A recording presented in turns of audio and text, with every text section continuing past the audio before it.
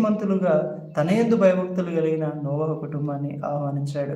ఈరోజు దేవుడు రక్షణ అనే ఓడలోనికి నిన్ను కూడా ఆహ్వానిస్తున్నాడు.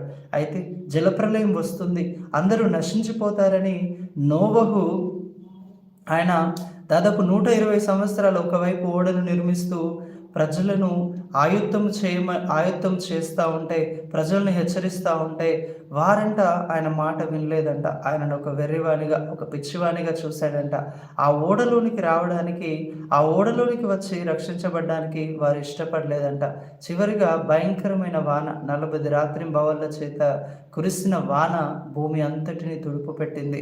అయితే ఎవరందరూ సురక్షితమైన దేవుడు ఏర్పాటు చేసిన, దేవుని ప్రణాళిక చొప్పున నోవహు చేసిన ఆ ఓడలోనికి ప్రవేశించారో వారందరూ కూడా రక్షించబడ్డారు.